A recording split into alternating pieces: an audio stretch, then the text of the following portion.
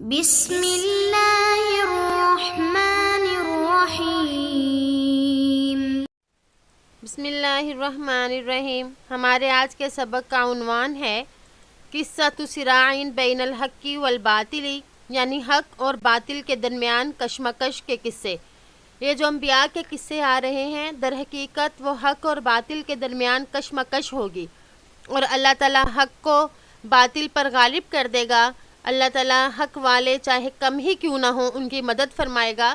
تو اس طرح اللہ کا علم جو ہے وہ جہالت پر غالب ہو جائے گا، اور جو اندازے اور تخمینوں کے دین تھے ان پر یہ دین حق جو یقینی دین ہے وہ غالب ہو جائے گا۔ تو انبیاء کے قصوں میں در حقیقت یہی بتایا جاتا ہے۔ وَلَا غَرَابَةَ فَإِنَّهَا قِصَصٌ شَائِقَةٌ مُثِيرَةٌ۔ کوئی حیرانی کی بات نہیں کہ یہ مؤثر اور دلچسپ واقع ہے۔ وَإِنَّهَا قِصَّةُ صِرَاعٍ بَيْنَ الْحَقِّ وَالْبَاطِلِ وَبَيْنَ الْعِلْمِ وَالْجَهْلِ وَبَيْنَ النُّورِ وَالظُّلْمِ۔ اور بے شک یہ قصے ہیں کشمکش حق اور باطل کے درمیان، علم اور جہالت کے درمیان، روشنی اور اندھیروں کے درمیان۔ وَبَيْنَ الْإِنسَانِيَّةِ وَالْوَحْشِيَّةِ، انسانیت اور وحشیت کے درمیان۔ وَبَيْنَ الْجَزْمِ وَالْيَقِينِ وَالظَّنِّ وَالتَّخْمِينِ، یقین اور جزم اور اندازے اور تخمینوں کے درمیان۔ یعنی یہ سارے قصے جو ہیں یہ ان سب کے درمیان کشمکش کے قصے ہیں۔ ثُمَّ إِنَّهَا قِصَّةُ الْانتِصَارِ لِلْحَقِّ عَلَى الْبَاطِلِ وَالْعِلْمِ عَلَى الْجَهْلِ وَالضَّعِيفِ عَلَى الْقَوِيِّ وَالْقَلِيلِ عَلَى الْكَثِيرِ۔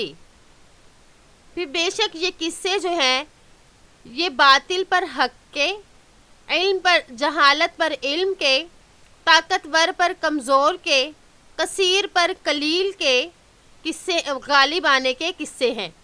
دیکھیں انتصار کا مطلب ہوتا ہے غلبہ پانا، تو یہاں سے یہ جو غلبہ پانا یہ انصاروں کے ساتھ اس کا بذریعہ عطف ذکر ہوگا، تو ہم اس کا ترجمہ یوں کریں گے کہ یہ قصے حق باطل پر حق کے غلبہ پانے کے، اور جہالت پر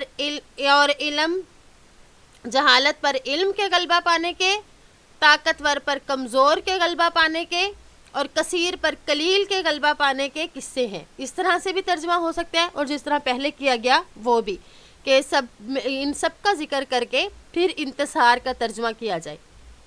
قصۃ فیہا علم و حکمت، اور ان قصوں میں علم اور حکمت ہے، وموعظۃ و ذکرہ، اور نصیحت اور ذکر ہے، وصدق اللہ العظیم، سچ کہا اللہ عظیم و برتر نے۔ لقد کان فی قصصہم عبرۃ لأولی الالباب ما کان حدیثا یفتری ولکن تصدیق الذی بین یدیہ وتفصیل کل شیء وہدی ورحمۃ لقوم یؤمنون۔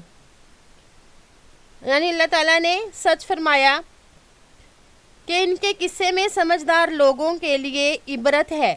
یہ قرآن کوئی تراشی ہوئی بات تو نہیں ہے، بلکہ اس سے پہلے جو آسمانی کتابیں ہو چکی ہیں یہ ان کی تصدیق کرنے والا ہے، اور ہر ضروری بات کی تفصیل کرنے والا ہے، ایمان والوں کے ذریعے ہدایت اور رحمت ہے۔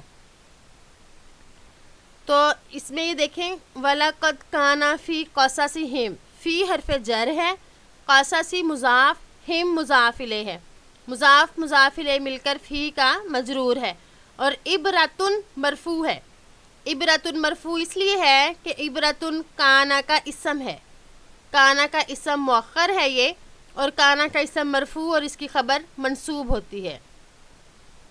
تو اس میں اس قصوں کا سبب اور اس کی حکمت بتائی گئی کہ یہ قصے جو ہیں یہ کیوں اللہ تعالیٰ بیان کرتے ہیں۔ قرآن پاک میں ہر چیز کی تفصیل موجود ہے، اور یہ انسانوں کی عبرت اور ہدایت کے لیے قصے بیان کیے جاتے ہیں کہ جو گناہ گار لوگ ہیں ان سے عبرت حاصل کی جائے کہ کس طرح وہ اللہ تعالیٰ کے مقابلے پر اترے تو اللہ تعالیٰ نے ان کو نیست و نابود کر دیا، اور جو ایمان والے لوگ تھے وہ کم ہونے کے باوجود بھی اللہ تعالیٰ نے کس طرح ان کو کامیابی سے ہمکنار کیا۔